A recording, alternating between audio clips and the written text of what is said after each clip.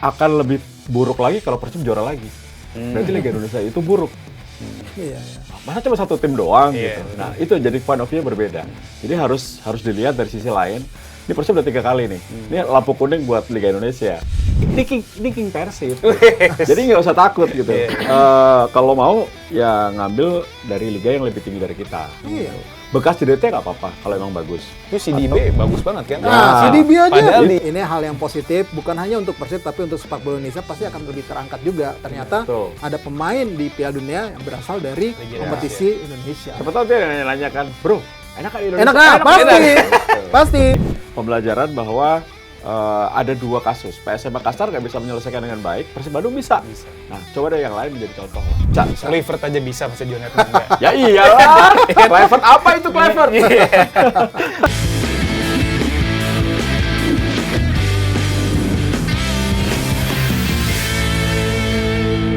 Persib Bandung sudah mulai persiapan untuk musim depan. Pelatih Igor Tolis juga sudah membidik siapa saja pemain akan didatangkan di bursa transfer musim panas 2026. Kira-kira siapa saja pemain yang dibidik oleh Maung Bandung? Untuk membahasnya lebih lanjut, gua di podcast Locker Room hari ini, Ramdan Ibur, sudah kedatangan 2 pengamat sepak bola kenamaan. Yang pertama ada salah satu pemimpin redaksi di Ngeri. media ternama di tanah air. Sosok itu adalah Bang Rais Adnan. Alhamdulillah. Sehat, Bang. Akhirnya gue dimuncul lagi di sini. Oh, udah lama ya? Udah lama juga. Udah lama. Absen.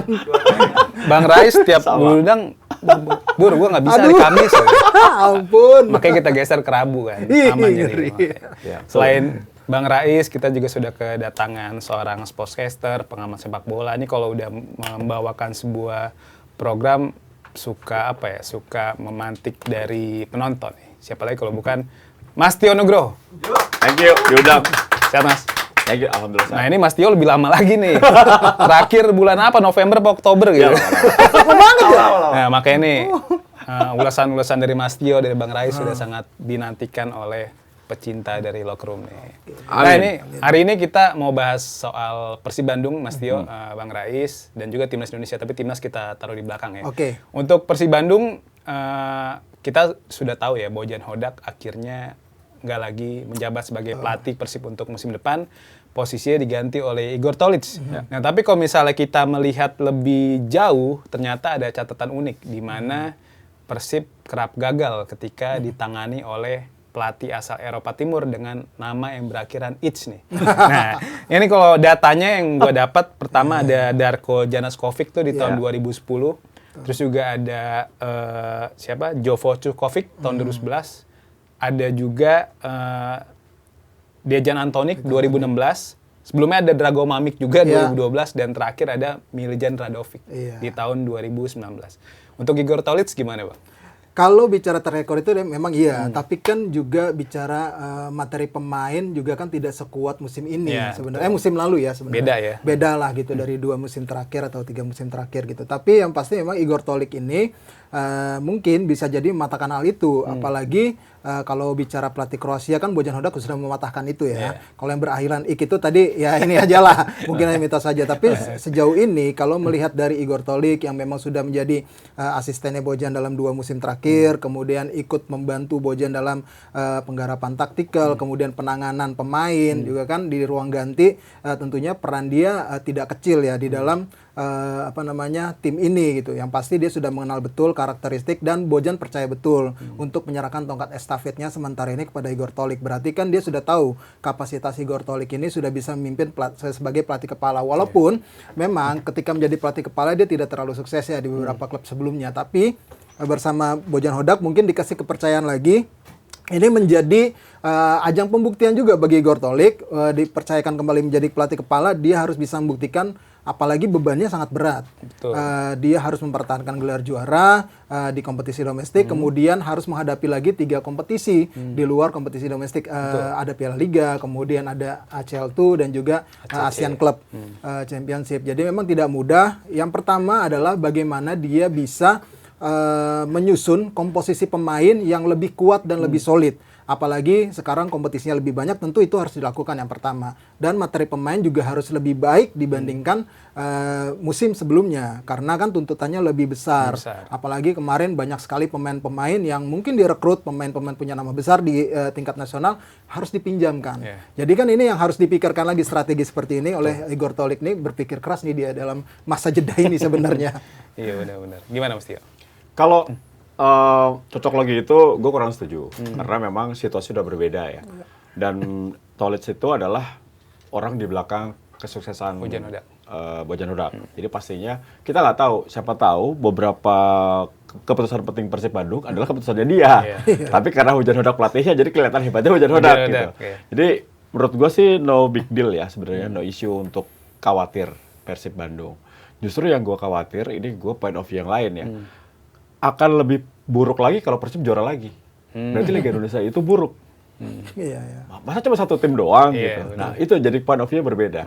Jadi harus dilihat dari sisi lain. Ini Persib udah 3 kali nih. Ini lampu kuning buat Liga Indonesia. Memang nggak ada persaingan lain ya gitu. Emang di Eropa pernah, tapi kan nggak seperti Persib Bandung juga 3 kali berturut-turut. Liga Indonesia itu nggak pernah terjadi soalnya. Jadi untuk Persib Bandung pasti akan reformasi. Semua orang pengen ngalahkan Persib Bandung.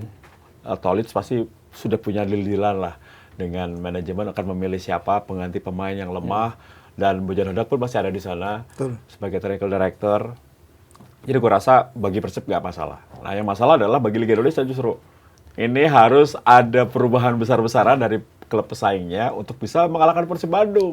Jangan sampai 4 kali juara. Ini justru akan jadi presiden buruk. Benar. Jangan sampai seperti Liga Malaysia ketika di 8 musim kan. Buriram di Thailand 5 musim kan. Nah, Lion City Sailor juga OTW hat-trick juga di musim depan. Jadi Juventus di Liga Italia 7 juga kan. Jangan sampai Liga Indonesia seperti itu supaya kompetisi semakin kompetitif ya.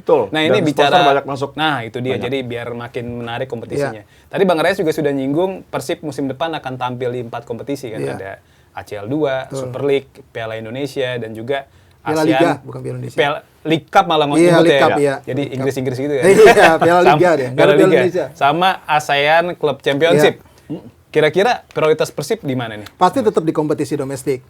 Itu udah pasti. Mereka itu menjadi harga mati mungkin ya untuk bisa dipertahankan gitu. Selebihnya adalah memperbaiki prestasi mereka di Asia. Hitung-hitung itu juga untuk memperbaiki koefisien kita Indonesia secara kompetisi di Asia juga gitu. Jadi memang yang paling harga mati pastinya tetap juara liga. Itu pasti paling prestis. Apalagi sekarang seperti yang Mas Tio bilang, itu para pesaing gue yakin ya, banyak sekali tim-tim sekarang terutama yang punya basis masa besar itu sudah memasang target musim depan untuk bisa juara.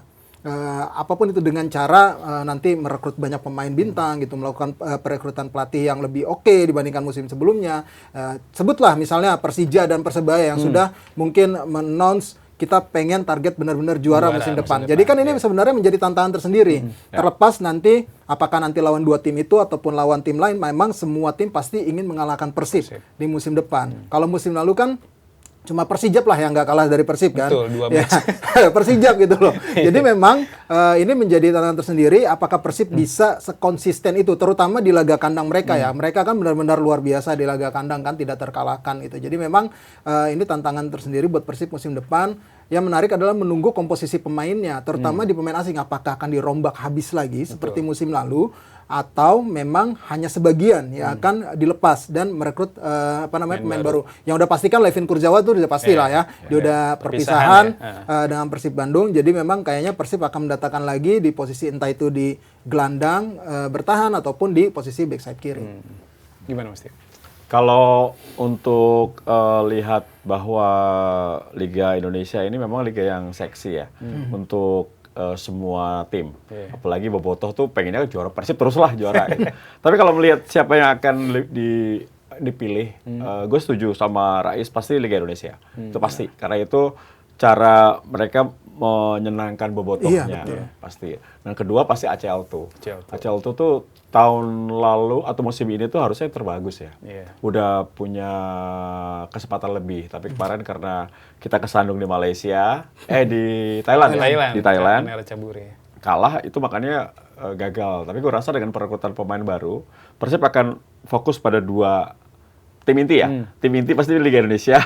sama ACL ACL2. Kalau yang lain pasti akan pelapis. Iya, Tapi untuk- bukan berarti Persib melepas ya.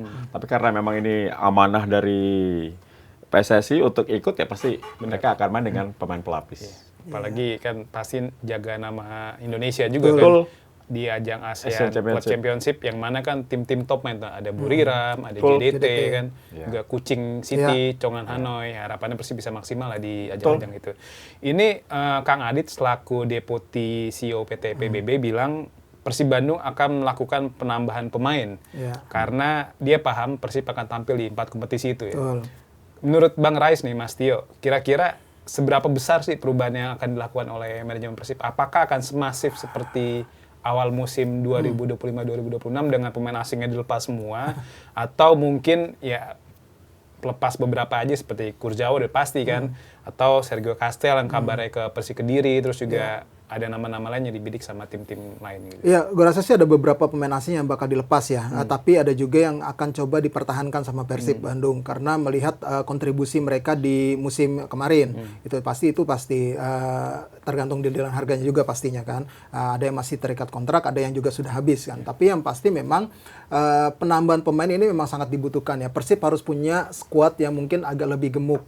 Gue nggak tahu nanti apakah bisa mereka mendaftarkan 30 pemain atau 35 pemain. Kalau musim lalu kalau nggak salah 30 pemain deh, kalau nggak salah ya, gitu. Mungkin nanti akan ada privilege mungkin untuk Persib dan juga Borneo yang ikut di kompetisi antar klub Asia nanti untuk mendaftarkan pemain, terutama untuk pemain lokal nih. Yang paling penting adalah bagi gue sebenarnya bukan ke pemain asingnya, gitu, tapi ke pemain lokal nih kesempatannya akan seperti apa dengan makin banyaknya kompetisi diikuti oleh dua klub ini, gitu. Itu yang paling penting sebenarnya. Karena kan yang diharapkan dengan semakin banyak kompetisi diikuti sama klub itu, pemain lokal juga makin banyak kesempatan. Karena kalau di liga ini agak berat juga persaingan karena memang dituntutnya kan dengan 11 pemain asing 9 sudah ada di daftar DSP gitu. Jadinya memang tidak mudah juga untuk menembus ke situ kecuali memang yang bagus banget. Apalagi untuk pemain U23 kemarin masih didukung oleh regulasi U23. U23, Sementara musim depan nggak ada. Udah dihapus. Nah, ini jadi kan pemain U23 ini juga harus bersaing gitu, harus menunjukkan kualitasnya benar-benar konsisten gitu untuk bisa terus berada di tim utama. Jadi memang ada sisi positifnya juga harus worry juga dari Persib dengan 4 kompetisi ini. Sebanyak apa sih dia bisa mempromosikan pemain dari akademi, pemain mudanya, terus seberapa banyak nanti pemain baru yang akan didatangkan, ini yang menjadi strategi yang kita akan tunggu nih, seperti apa nih. Yang pasti gue yakin mereka, kalaupun memang 30 pemain, kotanya pasti akan di-fullin sama mereka, 30 pemain dimaksimalin. Karena kompetisinya banyak banget. Betul. Ya mungkin kalau tambahan dari gue lihat gini ya. Persib Bandung ini levelnya udah naik. Jadi dia harus menaikkan level kualitas pemainnya. Iya. Asing maupun lokal. Iya. Jadi kalau bisa memang semoga ya 50% pemain asing diganti. Karena versi Tio Nugroho 50% tuh nggak pantas main di Persib Bandung. Untuk level yang lebih tinggi ya. Siapa aja, Mas? Ya gue nggak mau nyebut nama, tapi yang pasti nama Barba, Frans Putros, kemudian Matrikardi, Julius Caesar oke lah. Iya. Mungkin lini depan itu harus dirombak total. Lini depan rombak total ya. Jadi harus ada perubahan. Ramon Tanke mungkin menurut gua nggak masuk. William Barros, Terus William Barros, Berginio, mungkin Berginio masih lah. Berginio masih lah. Tapi kalau untuk Castel juga nggak apa-apa dilepas. Tapi itu harus. Jadi Boboto juga harus berpikir bahwa ini udah naik level. Jangan lu cinta pemain yang memang levelnya 8 gitu. Lu harus cinta pemain level 9 karena lu pengen naik level Asia gitu. Jadi harus dukung pelatih, dukung manajemen untuk naikin level.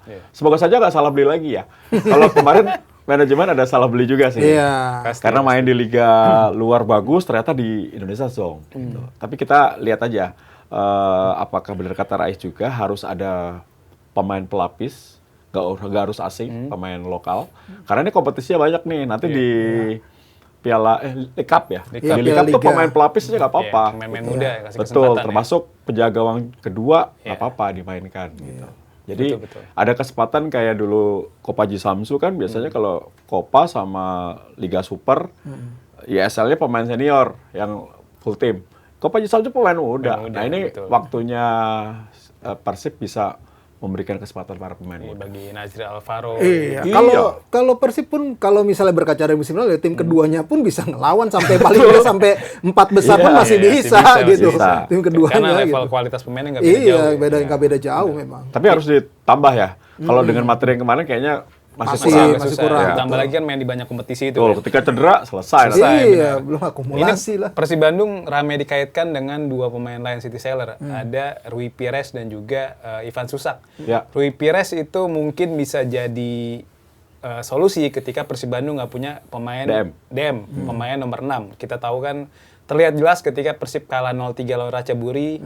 Ya. Eliano yang memang pemain kita kenal sebagai versatile player ketika ditempatkan di nomor 6 kurang maksimal. Jadi memang di musim 2025-2026 tuh Persib gak punya gelandang yang benar-benar ya gelandang DM murni lah gitu.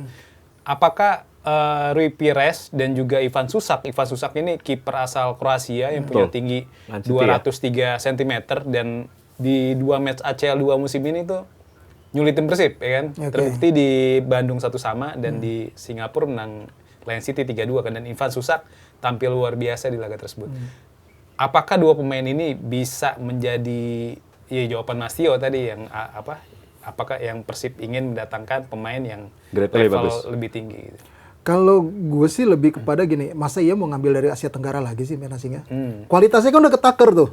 Kalau memang mau lebih tinggi levelnya, ingin bersaing di level elit Asia, apalagi di kompetisi kasta kedua, oke lah, Lion City Sarap memang bermain di ACL 2 juga ya gitu, menyulitkan Persib. Tapi kalau dia ingin berprestasi lebih baik lagi, kita contoh Buriram, kemudian siapa JDT gitu, ya mengambil levelnya yang lebih tinggi lagi, Eropa gitu misalnya, atau enggak Asia kelas 1 kayak misalnya dari Jepangnya tapi yang di J League ya, Jepangnya tapi yang di J1 League gitu. Jadi memang kalau misalnya, ya gue nggak tahu tergantung dari budget pasti.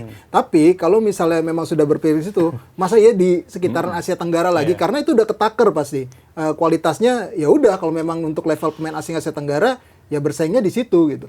Contoh Ramon Tanke. Nah, contoh Ramon Tanke, misalnya top skor di Kamboja gitu. Di sini ya nggak begitu kelihatan karena kompetisinya lebih kompetitif di sini. Walaupun memang secara ranking kompetisi sekarang Kamboja agak sedikit di atas kita. Agak sedikit di atas kita. Nah, itu kan karena kiprah Sferian juga. Sferian ini kan hampir sama dengan misalnya JDT di Malaysia aja akhirnya kan di beberapa musim terakhir dominan gitu. Jadi klub-klub lain agak sulit bersaing gitu. Makanya kalau Persib di sini walaupun juaranya 3 beruntun, tapi selalu mendapatkan persaingan ketat. Level kompetitifnya lebih kompetitif, makanya agak sulit. Kalau misalnya bicara pemain asingnya di Asia Tenggara, gue sih berharap harusnya Persib lebih dari itu ngincar pemainnya gitu loh. Setuju. Gimana Mas? Kalau bekas JDT oke lah ya. Kalau bekas Ferry Buriram, atau Visaka, JDT, kayaknya percuma. Jadi levelnya nggak jauh dari yang ada. Jadi kalau mau tim scouting dari Persib tuh harus lebih jeli lagi kalau mau memang bersaing di ACL tuh lolos ke semifinal atau bahkan final mimpinya. Itu harus pemain yang memang levelnya Eropa. Meskipun di Eropa mungkin sudah berumur atau sudah seperti Joe Pelopesi atau seperti Jordi Amat waktu masih di Swansea, diambil JDT. Itu oke. Yang penting levelnya Eropa. Jadi ada transformasi ilmu, ada pengalaman yang berbeda, ada nilai lebih dibandingkan dengan pemain asing yang sudah membawa Persib jadi juara untuk 3 kalinya. Jadi untuk Indonesia juga untuk I-League juga jadi bagus kan. Wah, kedatangan mantan pemain. Kalau masalah duit gue yakin nggak masalah Persib Bandung. Tinggal nego-nego tipis jadi lah. Jadi mungkin kalau tahun lalu orang ributnya bedol desa nih. Pemain yang buat juara di bedol desa diganti semuanya. Nah sekarang harus nggak usah banyak-banyak tapi kualitas. Karena materi ada saat ini nggak usah dirobak banyak juga masih oke. Masih oke. Untuk ke depan. Ya paling pergantian ya 3 atau 4 pemain asing yang punya kualitas. Betul. Dan tentunya yang tadi kata Bang Rais ya dibutuhkan pemain-pemain yang punya pengalaman main di Asia tapi kalau bisa yang ACL elit ya. Benar kan? Oke, buat satu lagi baru lupa gua. Untuk Susak nggak perlu. Karena gua nggak tahu ya. Gua beberapa kali ngomong Teja itu pantas masuk tim nasional. Kasih Teja kesempatan. Umur 32, penjaga gawang itu belum tua. Belum habis ya. Dan dia lagi bagus. Kasih dia kesempatan. Nggak usah cari penjaga gawang asing. Tinggal perkuat di depannya Teja aja. Jadi DM-nya atau CB-nya nambah gitu. Teja oke. Gua lihat Teja banyak berubah. 2 tahun lalu gue salah satu yang bilang Teja nggak bisa kontrol bola, nggak bisa passing, nggak bisa main sebagai seorang stopper. Nggak bisa build up atau nggak apa bisa. gitu ya. Sekarang bisa dia, udah belajar. Berikan dia kesempatan. Teja karena dia sudah membuktikan 3 kali Persib juara, ya mungkin nggak setuju. Oh banyak yang nggak setuju. Ini kan pendapat gue. Teja pantas untuk dipertahankan menjadi penjaga gawang nomor 1 Persib Bandung. Tapi memang harus mencari pelapis yang juga oke. Bagus. Yang juga oke. Ya, biar dia juga punya level kompetitif juga di dalam tim gitu. Jadi nggak nyaman gitu. Iya, jadi nggak nyaman. Walaupun ada Fitrah ya. Betul. Ya, tetap tapi kan harus ada lagi memang yang bisa bersaing dengan Teja juga di posisi awal. Dan Adam Persibek juga masih ada kontrak kan sampai 2027. Iya, tapi kayaknya dia bakal ini tergantung ya dilepas sih, tergantung sih nanti. 4 kompetisi. Jadi Teja biar main di Indonesia League sama ACL tuh. Yang lain kasih penjaga pelapisnya. Penjaga pelapisnya gitu. Ya asalkan di depannya oke sih, aman aja harusnya. Bener-bener. Jaga lokal misalnya dia mau balikin Akil Safik misalnya yang tampil oke di Bayangkara, masih oke. Secara harga kan mungkin nggak semahal misalnya mau ngerekrut Ivan Susak gitu. Ya tapi ini balik lagi ke kebutuhan pelatih gitu. Atau mau ngambil penjaga gawang PSM tuh PSM nggak jelas ya kan. Itu oke ya kan. Iya benar. Bagus. Itu oke. Ya banyak kiper lokal. Gitu lah. Banyak kiper lokal juga bisa dimanfaatkan Persib ya. Kiper lokal kita talent pool banyak banget soalnya musim ini kan. Ini tadi Bang Rais sudah bilang, Mas Tio juga, ya Teja dipertahankan, yang penting dikuatin depannya nih, misalnya di posisi CB. Nah tapi di posisi CB, Patricio Matricardi kabarnya diincar oleh Lion City Sailor. Secara usia Matricardi mungkin udah lumayan berumur, udah 32 tahun, tapi kita lihat sosoknya di lini belakang Persib tuh sangat krusial ya. Ketika dia diduetkan dengan Barba tuh Persib nggak pernah kalah musim ini di Super League ya. Itu kan nunjukin kalau memang dia udah ada chemistry yang kuat lah dengan Federico Barba. Melihat kondisi ini, apakah Persib Bandung sudah seharusnya yaudah lepas saja deh Matricardi, tapi nanti ganti dengan back yang lebih muda, yang lebih berkualitas, atau seperti apa?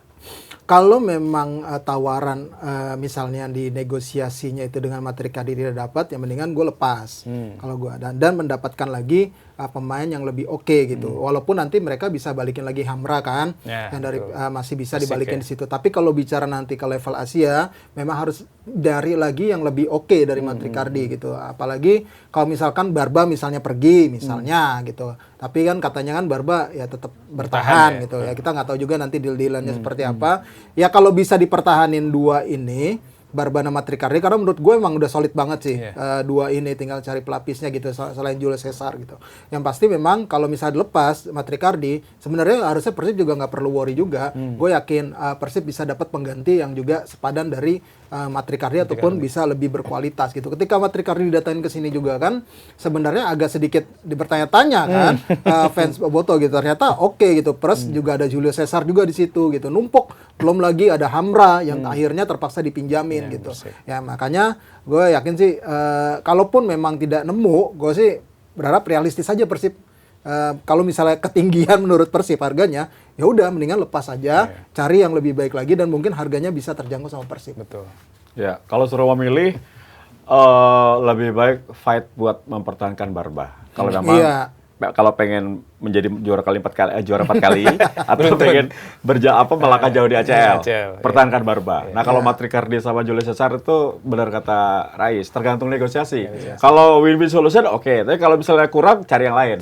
Karena Barba itu udah punya kapasitas levelnya lebih dari yang lain. Pengalamannya sudah bagus, punya jiwa kepemimpinan dan dia bisa bermain di 2-3 posisi. Jadi bisa menenangkan lini belakang lah.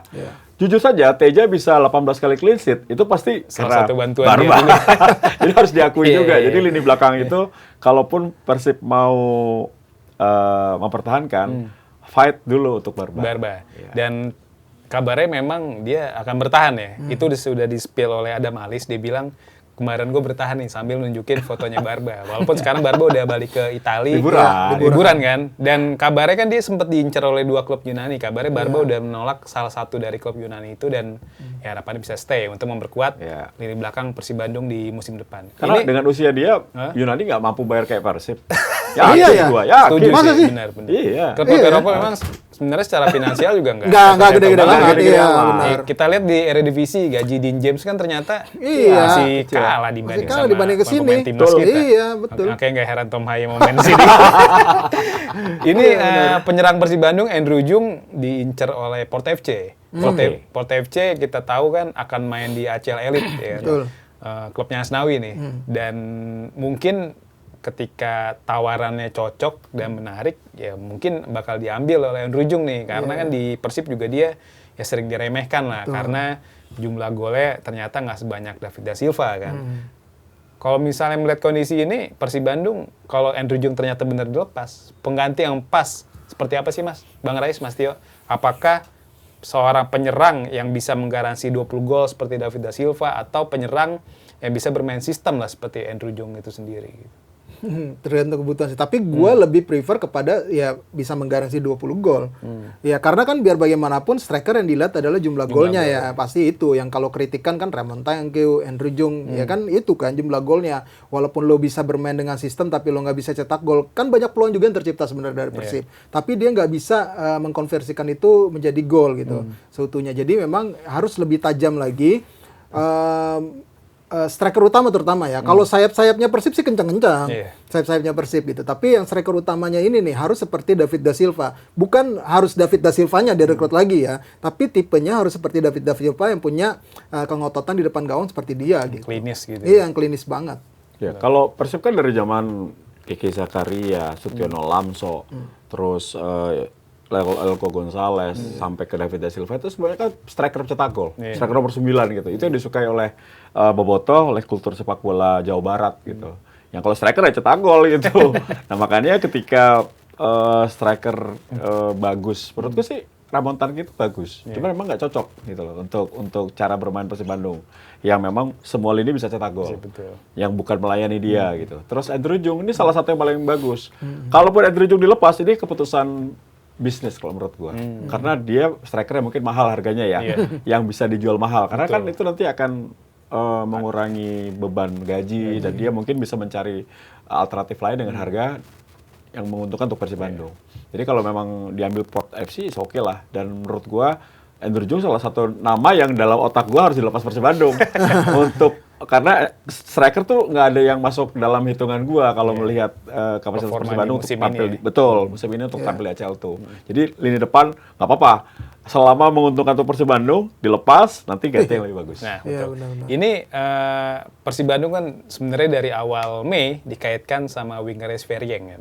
Namanya Patrick Robson. Dia tuh mencetak 23 gol dan 18 assist.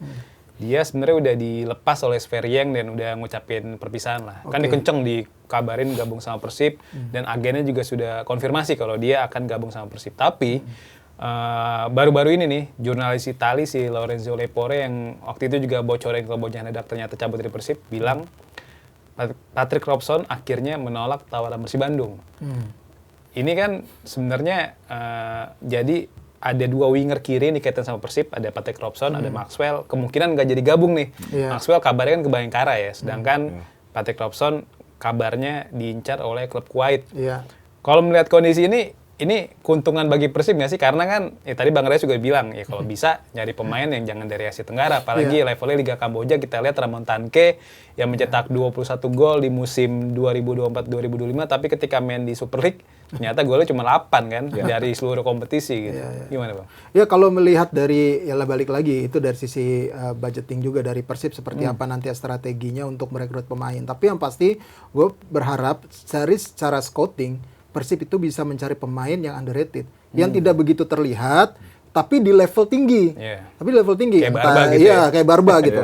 Di level tinggi, entah di Eropa atau biasanya misalnya di J1 League nih. Lu cari nih striker yang benar-benar oke nih, striker asing. Walaupun kalau udah di J1 League, kalau striker udah jadi pilihan utama, agak mahal memang. Agak mahal. Tapi kalau harganya beda-beda tipis dengan yang ada di Asia Tenggara, mendingan lu rekrut.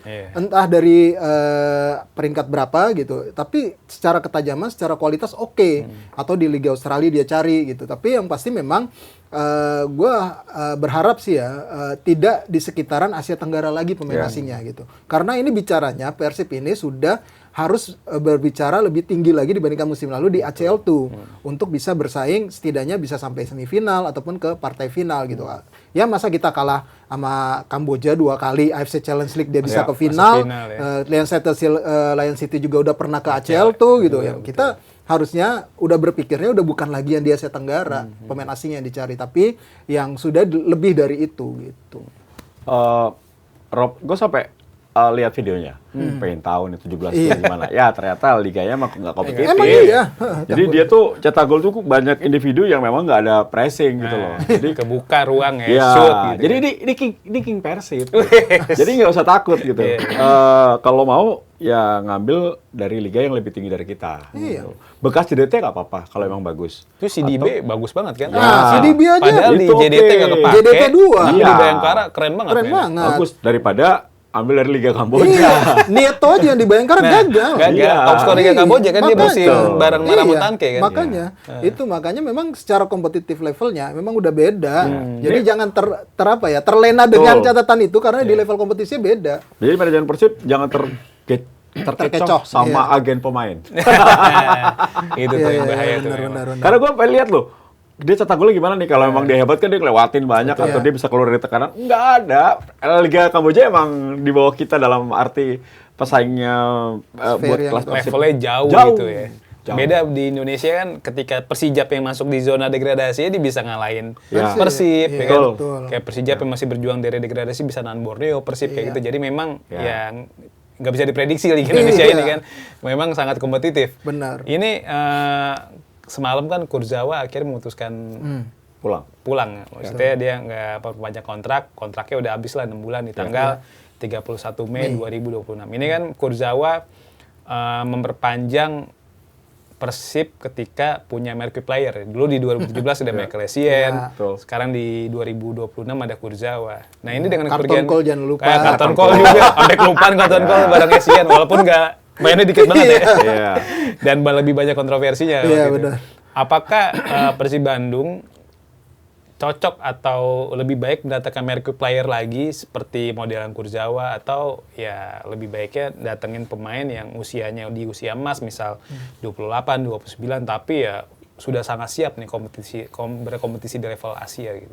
Kalau seperti Kurzawa sih gue rasa enggak ya. Maksudnya karena cederaan. Harus dilihat juga riwayatnya gitu bermain terakhirnya di mana gitu. Walaupun dia punya nama besar tapi harus dilihat juga riwayat terakhir bermainnya terus kondisi kebugarannya. Jangan sampai seperti Kurzawa kemarin nunggu dia dulu harus bisa adaptasi Tapi gitu kan. ini agak penting nggak lama. sih Bang? Maksudnya buat untuk branding klub gitu misal. Penting, iya memang iya. Tapi kan masa iya cuma sekedar branding. Lu kan butuh kualitas dia juga gitu untuk mengangkat performa tim. Kalau secara branding doang, ya gua rasa sih akan sangat naif ya kalau seperti itu ya gitu. Tapi kita butuh kualitas juga untuk bisa mengangkat performa tim dan juga mengangkat kualitas klub kita berkompetisi di level yang lebih tinggi di Asia gitu. Ya oke lah, misalnya gue menarik kalau misalnya ambil contoh tuh ketika itu Peter Odemwingie yang diambil di tengah marquee player. Bagus, Peter keren ya, Odemwingie, di Madura ya. dia bagus gitu main di Madura. Tidak terlalu bintang-bintang banget, tapi dia pernah main di level tertinggi di Inggris. Stoke City. Nah, iya, dan akhirnya kualitasnya memang terlihat gitu. Dan secara performa mungkin dia yang paling oke dibandingin marquee player yang lain yang udah datang di sini ya. Plus Essien juga lah kelihatan kualitasnya gitu. Tapi gue berharap misalnya dari Eredivisie ataupun dari Liga Inggris yang mungkin nggak nama besar, tapi harganya terjangkau, mendingan yang seperti itu. Gitu. Dibandingkan nama besar banget kayak Kurzawa gitu misalnya udah di timnas Prancis, tapi ya udah begitu aja gitu. Yang udah lama nggak main gitu kan. Iya. 6 bulan dia absen kan. Benar. Tapi ini strategi bisnis Persib Bandung sih. Gue yakin manajemen Persib Bandung lebih jeli lah. Dia kapan dia harus berdatangan pemain yang nama besar, tapi untuk kebutuhan bisnis lain, kayak penjualan merchandise dan lain-lain, atau dia mendatangkan untuk kualitas. Gitu. Iya. Kita udah tahu lah, kemarin Michael Essien didatangkan untuk apa ya? Untuk penjualan yang luar biasa Iya, itu. betul. Jersey-nya langsung melonjak kan. Kurzawa nggak seperti itu. Gitu. Kurzawa memang dibutuhkan untuk menambal di sisi kiri. Ternyata emang cederanya juga belum pulih betul kan. Tapi dia bisa membawa sebuah nama besarnya membuat getar lawan juga. Kurzawa Bener. gitu. Beberapa kali umpannya tuh umpan kelas dunia juga. Keren. Lagi gitu. lawan Bayangkara, umpan ke Betul. Bergunyol, crossingnya keren Itu banget. gua rasa manajemen Persib Bandung sudah tahu lah. Mereka sudah melihat pasti ini pemain gua datangkan buat apa ya? Buat kebutuhan teknis atau kebutuhan non teknis. Dan itu Persib paling jago. Dan Kurzawa pun kan sempat ngomong juga di kalimat perpisahan dia. Sebenarnya gue pengen bertahan, cuma Nah, iya, kan benar. klubnya Iya. yang nggak mau gitu loh untuk mempertahankan dia. Ya sudah, nggak ketemu dan mungkin Persib sudah punya strategi lain, gue yakin, dan akan mendatangkan pemain lain yang mungkin Ya. akan lebih maksimal nanti Teknis ya. perannya di Persib Persib sendiri. Bandung. Ini di skuad Persib Bandung jadi satu-satunya klub Super League yang punya perwakilan di Piala Dunia kan. Iya. Frans Putros di daftar 26 pemain timnas gerak ada nama Frans Putros nih. Dia ngalahin sekitar 8 pemain lah. Sebelumnya kan sempat ada TC juga kan di Spanyol. Ada 34 pemain, ada 36 pemain yang dipanggil oleh pelatih timnas Irak, Graham Arnold, dan akhirnya Frans Boutros masuk skuad akhir. Dan ternyata dari pemanggilan ini Persib Bandung cipratan uang nih. Dari FIFA kan, dari salah satu program FIFA. Kalau melihat perhitungannya sih Persib Bandung tuh bisa dapat sekitar ya 1,8 miliar lah minimal. Lumayan lah. Ya kan? Gimana Mas Tio dan Bang Rais melihat situasi ini? Kalau ini kalau Boutros ini di point of view gue ya, ketika Boutros dipanggil Irak jadi salah satu pemain di Piala Dunia, kan namanya pasti Van Boutros, Persib Bandung. Persib Bandung udah dapat brandingnya udah bagus gitu. Dan kalau melihat dari salah satu kelebihan Boutros adalah bisa bermain versatile. Posisi. Ya, itu yang memang salah satu pemain yang harus dipertahankan. Jadi kalau akhirnya Persib Bandung mendapatkan 1,8 M atau lebih itu ya ini karena kejelian manajemen aja. Sampai tahun lalu bisa ngambil dia kan. Ini tiba-tiba ada Boutros, tiba-tiba dia main di Irak dan alhamdulillah Iraknya masuk Piala Dunia. Ini emang salah satu keberhasilan kejelian dari manajemen Persib Bandung merekrut Boutros kali itu. Iya, termasuk Bojan juga memang kebutuhan tim dia merekrut pemainnya, gue butuh dia pas di port kan juga sempat lawan di Piala Presiden, akhirnya ditarik, negosiasi itu deal, ya beruntung lah Persib ketiban durian tuntu benar lolos ke Irak walaupun kita kecewa juga karena timnas Indonesia dikalahin dia gitu ya. Gara-gara dia. Tapi yang pasti memang dengan hadirnya Boutros nama Persib pasti akan terangkat, lebih akan terlihat dari di dunia ya. Ini klub mana ini Persib, pasti orang bertanya kan, gitu kayak Boutros nanti dimainkan gitu. Yang pasti memang secara branding oke, ya kita berharap juga Boutros nanti tampil baik di sana. Terus juga Persib juga lebih terangkat lagi secara kualitas dan masih tetap akan stay di Persib. Frans Boutros. Sayangnya Gervani Castaner udah pindah sih Castaner ya. Kalau enggak ada dua tuh Persib. Tapi yang pasti memang ini hal yang positif bukan hanya untuk Persib tapi untuk sepak bola Indonesia pasti akan lebih terangkat juga. Ternyata ada pemain di Piala Dunia yang berasal dari kompetisi Indonesia. Siapa tahu dia nanya kan, "Bro, enak kan Indonesia?" Enak, pasti bisa jadi promosi yang yang gratis gitu. Pasti ngomongan dari mulut ke mulut, lu gimana di Indonesia gitu. Paling enggak seminimal mungkin Ayman Hussein lah di itu paling enggak gitu ada orang Irak. Kalau ada pemain Jordania kan banyak. Iya, pemain Jordania juga. Keren ya. Benar. Al-Thani di Liga Prancis gitu. Nah, tapi di bursa transfer musim panas juga Persib untuk saat ini belum aman karena adanya larangan transfer pemain ya. Setelah FIFA merilis daftar klub Liga Indonesia yang ternyata masih masuk FIFA transfer ban regulation lah intinya, pokoknya larangan larangan mendaftarkan pemain karena ada sangkutan lah ketika Persib Bandung menterminate kontrak atau memutus kontrak di Suke 1 di awal 2024. Ini sebenarnya kasusnya seperti apa sih Bang Rais Mestio? Kalau gue mungkin masih dulu deh. Kalau versi gue simpelnya tuh sebenarnya gini, gue udah sempat ngobrol dan baca masalah itu tuh. Ini masalahnya di cas ya. Nah, karena itu hanya Persib tuh udah ngomong sama Sato, lo akan dapat kompensasi. Tapi jumlahnya ini belum pasti. Jadi makanya seperti tertunda. Bukannya Persib nggak mau. Karena ini kalau gue head to head dengan William Marchisio, itu langsung dibicarakan. Langsung clear gitu. Lo gue terminate, gue bayar sekian, oke, deal. Nah, selamat. Jadi nggak ada masalah di casnya. Nggak sampai ke FIFA. Nah, ini ternyata Sato ini agennya pasti ngelaporin ini belum beres nih di Persib gitu. Padahal Persibnya tuh nunggu dari cas angkanya berapa. Kalau nggak salah tuh 3 miliar sama 2,7 miliar. Beda 300 juta doang. Masalah itu doang. Nah, karena belum duduk bersama, jadi belum beres. Tapi kalau gue rasa ini akan selesai.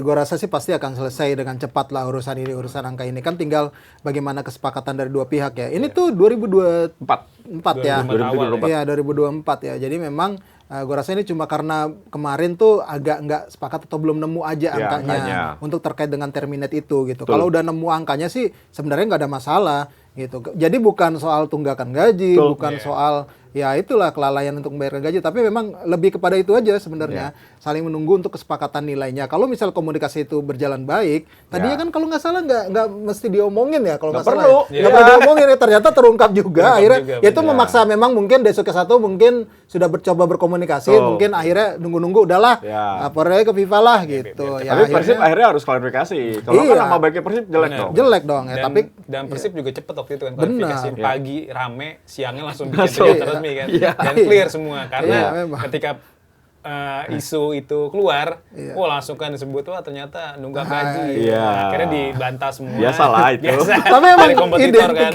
emang identiknya memang kalau registrasi band itu memang nunggak gaji sih. Biasanya gitu. Makanya akhirnya ke situ gitu. Tapi padahal kan memang cuma karena ya udah ini terminate kontrak, nilainya berapa ini yang belum nemu. belum ada. Gitu. Tapi ini bagus loh buat pembelajaran ya. Gua melihat beberapa tim Indonesia tuh nggak kapok-kapok masalah penurunan gaji. Akhirnya mereka ganti nama, mulai lagi orang-orangnya sama gitu. Nah kalau yang sekarang kan PSM Makassar tuh beberapa kali tuh pelatihnya nggak dibayar, pelatihnya harus ngeluarin duit, harus pindah ke Persebaya. Tapi para pemain yang ada juga menjadi korban. Nah kasus Persib ini cukup bagus gitu, penyelesaiannya jelas gitu, secara profesional. Pak Adit kan bilang, kita bukan nggak mau bayar, kita nunggu keputusan CAS. Begitu udah ada suratnya kita akan bayar gitu. Nah itu lebih jelas gitu loh. Nah ini pembelajaran bahwa ada dua kasus. PSM Makassar nggak bisa menyelesaikan dengan baik, Persib Bandung bisa. Nah coba deh yang lain menjadi contoh lah. Ada lagi yang nunggu nanti subsidi dari PT Liga.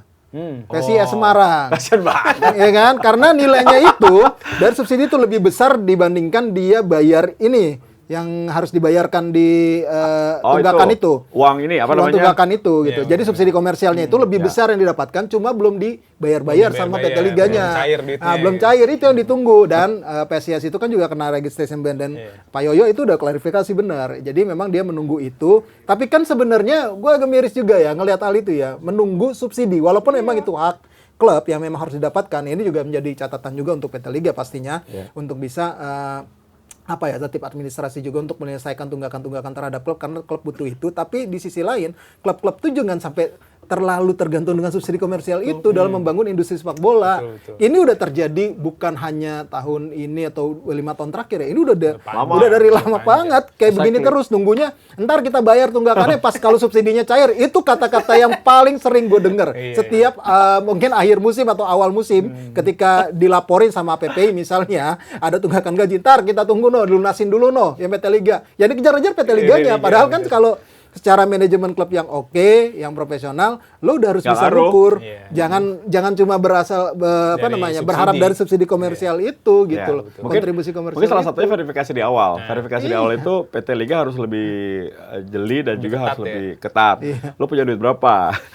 60 miliar kurang, 100 miliar lo kurang 140. Nah, aman nih udah nih buat gaji sama macam-macam. Kalau Persija punya 30 miliar kurang lah. Ya Persib kurang. Jadi maksudnya itu harus jeli gitu. Jadi makanya PT Liga biarpun isinya teman-teman semua ya jangan gampang juga mengiyakan gitu. Harus lebih profesional.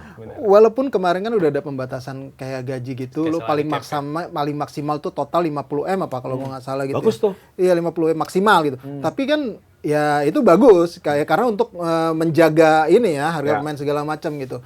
Kadang-kadang ada yang memaksakan. Oke, 50M ya. Oke, 50. Dia nggak ngukur nih yang di sini nih. Salary cap kan? Salary cap ya. Mungkin yang di sini tuh ngukurnya, wah owner bisa nih gue 50M tar dari sini. Ujung-ujungnya nungguin subsidi kontribusi lagi gitu loh. Jadi bukan dari sponsor yang dia dapetin, dia hitung secara komprehensif gitu untuk bisa berjalan nih sampai kompetisi ini bertahan sampai akhir musim, nggak ada tunggakan. Ya itu bedanya sama Eropa atau negara atau Jepang ya. Karena bisnis sepak bola itu belum berjalan di sini. Semuanya rugi pasti. Masih tergantung owner. Ketika Masih tergantung ownernya owner. pindah klub atau bangkrut. Kalau ownernya ngambek Karena udah banyak contohnya kan. Atau tergantung manajer. Iya benar, manajer BSBS biak langsung. Pindah klub, manajernya langsung kelar semua. Iya, itu dia. Ini kita dari Super League mungkin kita bahas timnas ya, Mas Tio, Bang Rais. 2 pemain Persib masuk ke timnas Indonesia untuk FIFA Matchday, ada Beckham Putra dan juga Sadil Ramdhani. Selain itu juga sebenarnya ada Mark Klok kan, untuk persiapan AFF, tapi nggak masuk ke skuad FIFA Matchday Juni. Kalau Mas Tio, Bang Rais melihat seorang Beckham Putra dan sosok Beckham Putra dan juga Sadil Ramdhani, mereka layak nggak sih untuk tampil sebagai starter atau andalan di timnas Indonesia asuhan John Hedman? Ada yang lebih layak. Siapa? Ada Malis lah.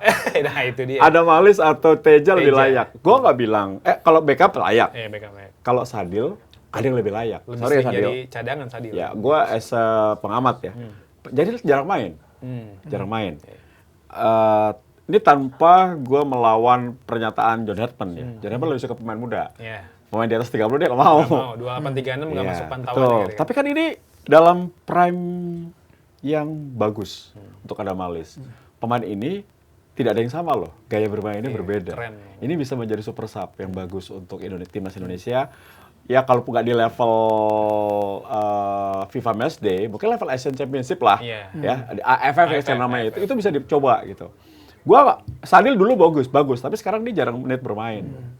Kenapa nggak coba ada Malis? Iya. Kalau Teja, oke, gue dengar dari asisten penjaga gawang katanya dia sudah punya role model yang lain gitu. Udah ada Martin Pas, ada Emil sama Nadio. Nadio. Ini nggak perlu juga seperti Teja gitu. Ya udah gue hargai John Hedman karena gue bukan pelatih. Tapi untuk ada Malis, gue sedikit memaksa. Kenapa dia? Dia tuh mendapatkan second win dalam karirnya loh. Iya, Waktu di Arema, Borneo, Barito, itu dia nggak kayak gini mainnya. Enggak, Ini enggak. gacor banget Keren mainnya. banget mainnya. Dia bisa kepilih jadi third captain, Iya. mainnya bagus, super sub, cetak gol, macam-macam. Kenapa nggak dipanggil? Ya harusnya sih ada Malis masuk. Jadi kalau tadi pertanyaan apakah layak, ada yang lebih layak. Kalau Beckham oke. Beckham oke lah, Etam bagus. Etam. Gimana, Bang? Kalau gue ngeliat gini, karena gue udah ngobrol juga sama John Hedman kan, Kak. Jadi memang dia itu pengen ngelihat semua pemain yang potensinya ada untuk timnas. Dia ingin ngasih kesempatan. Oke, Adam sudah dilihat, Mark Locke sudah dilihat. Adam sendiri mungkin dia akan diproyeksikan untuk AFF nanti. Kalau bicara FIFA Matchday, ini saingannya Adam juga banyak juga sebenarnya gitu di lini tengah ini gitu, ada banyak banget gitu yang lebih muda dari Adam dan mungkin berkarirnya juga lebih di Eropa. Tapi Adam memang benar, gue sepakat, adalah salah satu pemain harus dapat kesempatan. Paling nggak, gue rasa sih nanti dia akan jadi salah satu andalan nanti di AFF. Karena levelnya mungkin ya bisalah Adam untuk di situ ya gitu. Karena kan juga pemain-pemain Eropa ini tidak akan dibawa, itu sudah dikonfirmasi ya, dikonfirmasi. Makanya dia diparkir dulu. Gue yakin sih pasti akan ada kesempatan untuk Adam Alis. Nah, sementara kenapa Sadil, kenapa Beckham, ya itu tadi memang pemain muda itu memang lagi jadi prioritas sama John Hedman untuk ijon dalam tanda kutip, untuk bisa terus lebih matang di level internasional. Ini yang memang ingin terus dipromosikan sama John Hedman karena targetnya dia itu bukan tahun ini, tapi Asia, 2030. Asia dulu bro. Enggak, 2030. Asia oke, ya. Asia dulu. Asia ya, tapi dia kan janjinya dia adalah membawa tim NAS Indonesia lolos 2030. Yang mana notabene angkatannya adalah Matthew Baker, yang di U20 sekarang plus U23 yang mungkin udah masa emasnya di 2030 nanti. Itu dikasih kesempatan terus. Nanti akan ada yoyo gitu. Jadi nggak akan rutin juga mungkin, kecuali dia memang istimewa banget ya. Dia pasti akan rutin. Tapi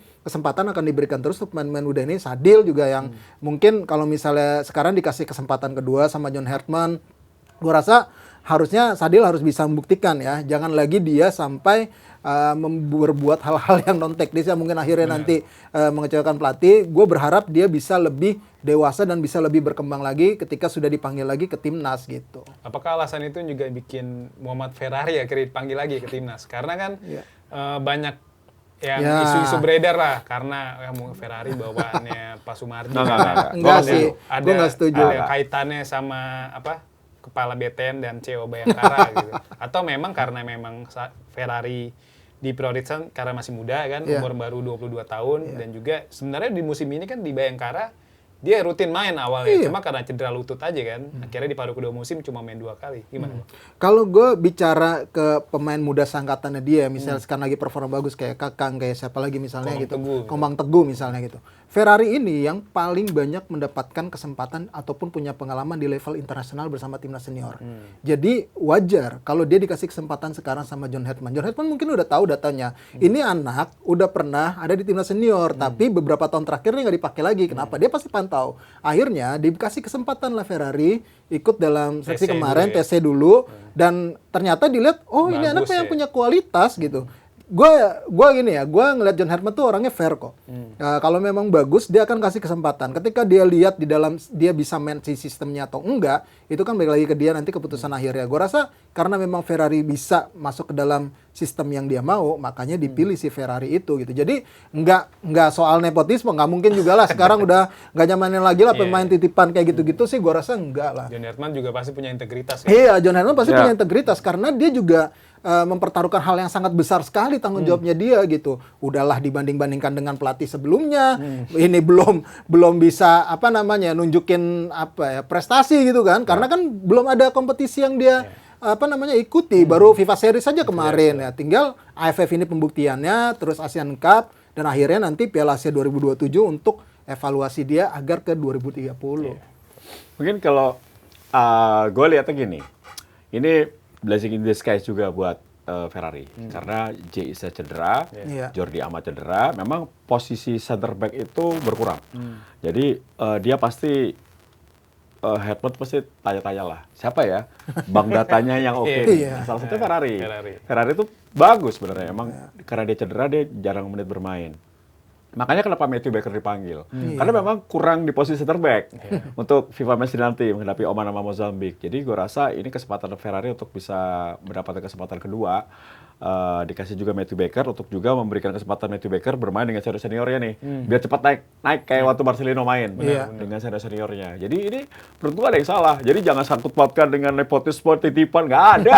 Ini netizen ada aja gitu. Mencari masalah yang nggak ada gitu. Jadi belum tentu juga dia main kan. Iya. Ya nanti kita lihat aja. Karena di posisi itu tuh Kevin Dick bisa main di tengah. Bisa main di Jadi biar si Sandy Walsh bisa main di kanan kan banyak opsi. Iya, Ferrari pun bisa main di kanan gitu, nggak cuma di back tengah. Jadi memang multifungsi juga. Baker pun bukan di back tengah, bisa di kiri, bisa malah kemarin bisa versatile. beberapa kali ketika ketinggalan ditaruh di Maju. striker.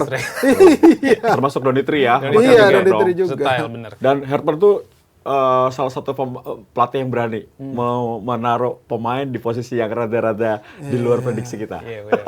Dan udah kelihatan di FIFA Iya. Series kemarin kan. Iya. Kayak Rizky Ridho tiba-tiba lebih sering jadi fullback kanan. Iya, betul. Maksudnya yang beroperasi di situ kan. Maksudnya yang kita lihat biasa Rizky Ridho main di tengah, kan bisa di back sentral gitu. Tadi Mas Tio juga ada nyebut nama Matthew Baker kan. Iya. Matthew Baker kalau dia nanti debut nih lawan Oman atau Mozambik, jadi pemain termuda yang pernah main di timnas kan. Iya. Timnas Indonesia senior di usia ya sekitar 17 tahun 20-an hari lah. Iya.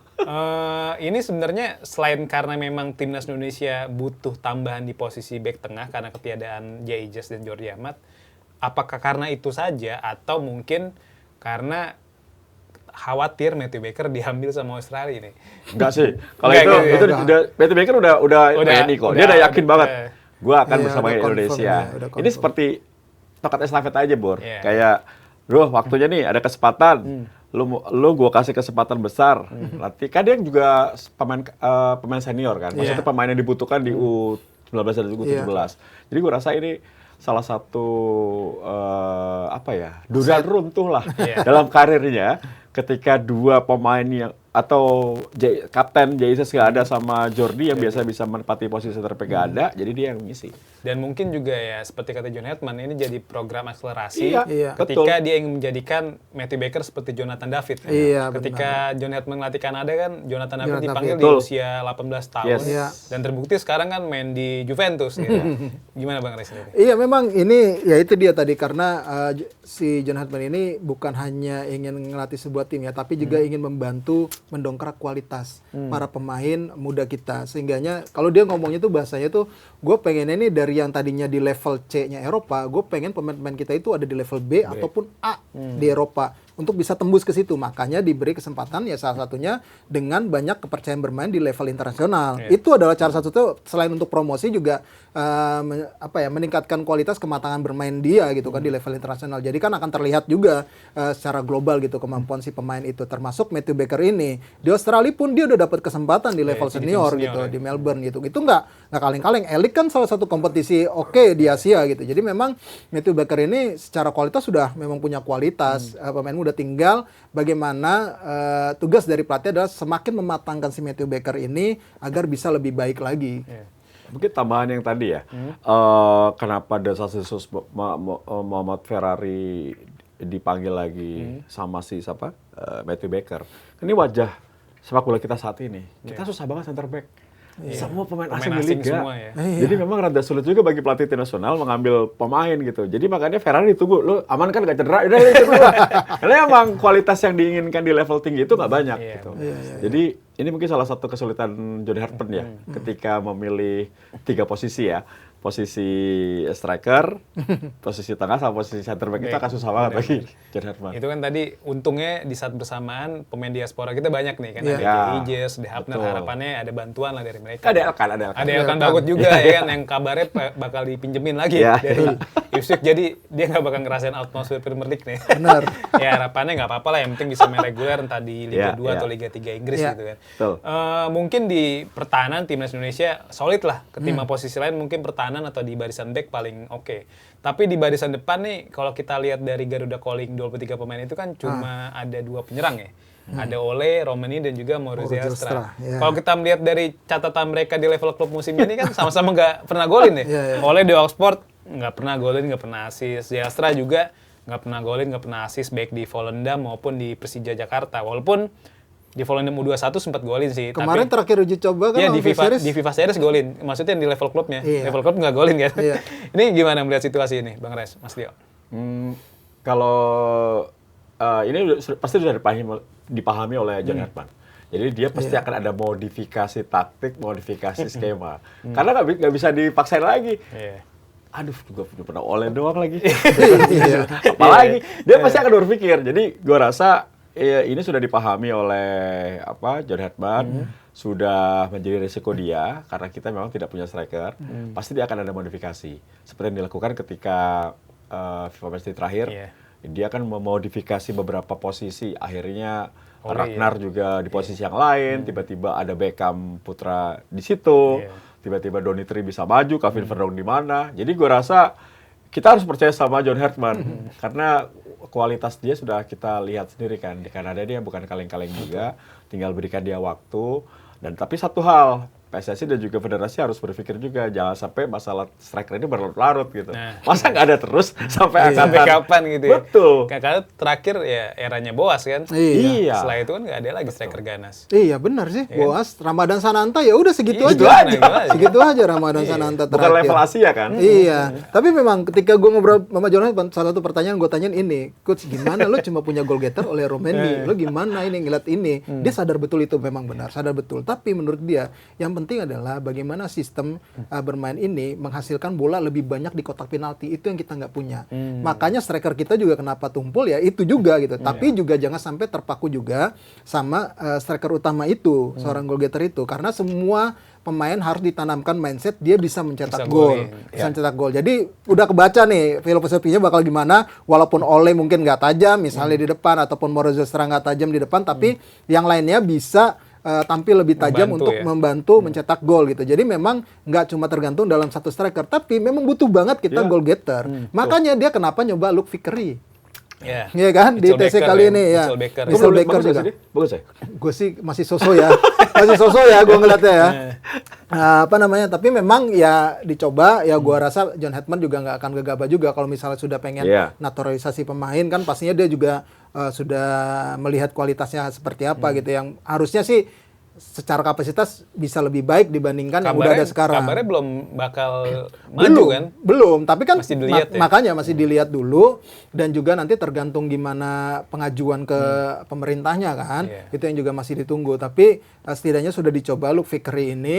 Ya emang waktu wawancara itu dia ngomong akan ada 2 pemain lah akan kita coba. Cuma dia nggak mau ngomong siapa. Ternyata didatangin itu, Luke Vickery itu. Jadi memang ya udah kita tunggu aja.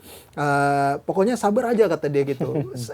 Kata dia pokoknya tenang aja, pelan-pelan kata, step by step. Kalau kata dia gitu, pasti kita akan bisa nemu solusinya terkait hal ini. Dia bilang. Jadi memang ya kita tunggu aja nanti pembuktiannya dari John Hartman terkait dengan goal getter ini. Oleh Maurizio Astra di level klub memang tidak oke lah ya. Kalau di timnas untuk level Asia, Ole terutama, masih bisa lah. Masih bisa. Kalau Maurizio Astra ini masih memang harus lebih dimatangkan lagi sih. Karena usia juga masih muda, masih bisa berkembang ya. Betul. Ya. Ini terakhir mungkin Mas Tio, Bang Rais, prediksi lain apa lah untuk timnas Indonesia lawan Oman? Oke. Jaga gawang Emil kali ya. Emil. Emil. Oke. Formasi berapa nih Mas Tio? 4-4-2 lah. Oh, 4-4-2. 4-4-2 aja. Karena dia suka berubah jadi 3-5-2 Benar, atau benar. 4-3-3, terserah Iya, dia lah ya. terserah dia. Pokoknya gue lihat ada 2 striker di depan. Oke. Jadi yang kiper Emil, terus gue di kanan tuh Kevin Dix, Rido sama Elkan, kirinya Donitri. Dari trio, oke. Ya. Tengahnya Yakob Sayuri, Joy Pelupesi, Verdong. Beckham, Verdong. Verdong jadi join nggak sih? Jadi kayaknya. Jadi belum ada Verdong belum ada enggak info Mas. sih. Verdong jadi Masuk dong. Masuk ya? Masuk. Makanya Donitri gue taruh belakang karena Iya, ada Verdong. ada Verdong, oke. Verdong bisa ke tengah kan. Iya. Depannya baru Ole sama Ragnar. Oleh Ragnar. Iya. 4-4-2. Gimana Bang Riz? Gue 4-2-3-1 masih. 4-2-3-1. 4-2-3-1, back tengahnya ini mungkin ya, ini gue ngelihatnya masih ke Rizky Ridho sama si Kevin Dix. Kevin Dix, oke. Terus di Ridho, kanan Kevin ada Sandy Walsh kalau misalnya dia nggak cedera. Kemudian di kirinya gue sih masih melihat Donitri Pamungkas. ya, oke. Donitri Pamungkas. Kemudian di barisan gelandang ini ada Joy Pelupesi sama Calvin Verdong. Kemudian 3 di depannya itu kemudian besar Ragnar, kemudian Marcelino Ferdinand, satu lagi oleh Raihan Hanan. Raihan Hanan satu lagi di depan ya oleh Romain. Romeni. Oke, itu Itu sih. prediksi line up dari Mas Tio, 4-4-2, Bang Rais. Lawan Oman ya. Lawan Oman, bisa berubah. lawan Oman. Tapi yakin menang lawan Oman. Gue sih masih optimis sih, walaupun memang Oman ini adalah lawan yang berat ya. Tapi sekarang level kita tuh sama. Iya. Ini tier kedua loh. Tier kedua, iya. Kita ngalahin Arab Saudi. Benar. Jadi kita harus pede. Oman mungkin setara Bahrain ya. Iya. Ya, Bahrain bisa betul. kita lewatin. Ya, Harusnya betul. Oman Ya, bisa. Ya. bisa, bisa. Clivert aja bisa, masa John Edmund enggak. Ya iyalah. Clivert apa itu Clivert? Oke deh, Bang Rais, Mas Tio, terima kasih banyak Sama-sama, udah Bur. join di Siap. Lockroom. Kita udah ngobrol-ngobrol sejam, oke, Ya. soal Persib, Timnas Indonesia. Pokoknya nanti kalau ada waktu kita ngobrol-ngobrol bareng lagi. Siap. Yap. Oke, Zoners, terima kasih banyak sudah join sekitar 60 menit. Sampai jumpa di podcast Lockroom selanjutnya.